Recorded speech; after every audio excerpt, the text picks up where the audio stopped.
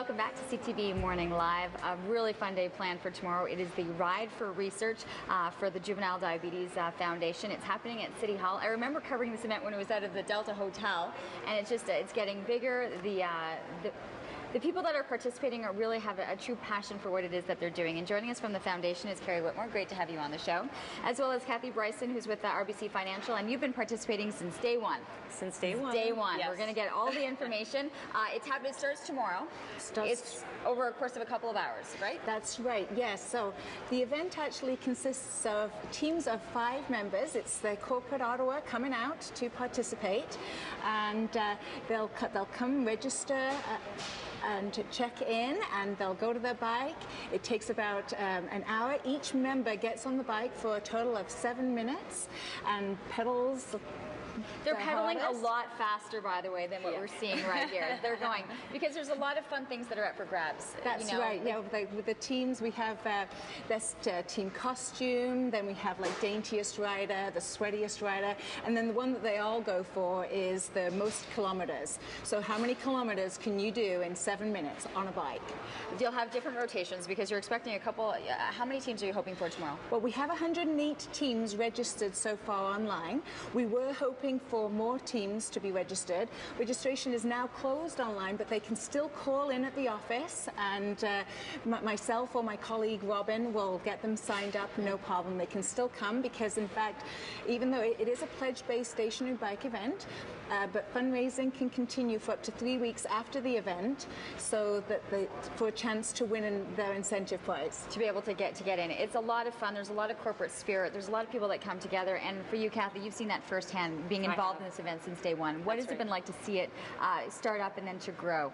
It's amazing to watch. It started out with a little tent on Spark Street with, I don't know how many teams, maybe a dozen teams at the time. And now we actually have 40 bikes at a time, 3 different lunch hours, and the team is just busting with excitement, and it's a fantastic ride, a lot of fun. There's actually 26 teams, you were saying, even from 26 RBC. from RBC, yes, that's right. Different branches. I'm sure there's a little competition going on between them as well. And this is important for you because your daughter was actually diagnosed at the age of 1, is that right? Yes, she was a year old. I think she was the youngest one at CHEO. She may still be at this point. She's 20 years old now, and away at university, and she's on the insulin pump now, which gives me a bit of comfort because she has better control that way, but still a worry. It's always a worry. And very scary at 1 to not realize what was happening with your daughter. Exactly. She was very, very sick that weekend. We thought it was a flu bug, and eventually took her to CHEO because we thought she was getting dehydrated, and waited for hours to see a doctor, and she kept pointing to the water fountain. At 1 year old, she was that thirsty and knew there was water in that fountain because she was so dehydrated. And luckily for a nurse who stopped us on our way out because they just thought it was a flu bug, she may have died that weekend. She was going into a coma. And no, she's done excellent since then. She was on injections for many years, and at 15 switched over to the pump, and she's doing fantastic. And she's doing well. And of course, all of this happens because of the research, of the work that is being done by the foundation. So, you know, we have this great day that's planned for tomorrow, but keep in mind where the money is going, and this is a huge fundraiser for you, is that right? That's right. It's one of Jdrf's major fundraisers. We do the walk and we do the ride, really. And all the money is to research. In fact, I'm happy to say that we, in Ottawa, we actually have over $9 million of research going on right here in Ottawa.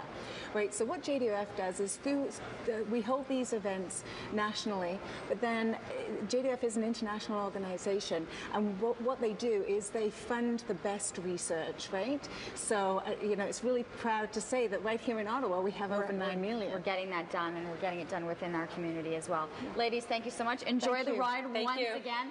And if you can, it's going to be happening at 11, 12, and 1 are the 3 different lunch hours that you can be able to take part. And if you, it really is a hoot to watch.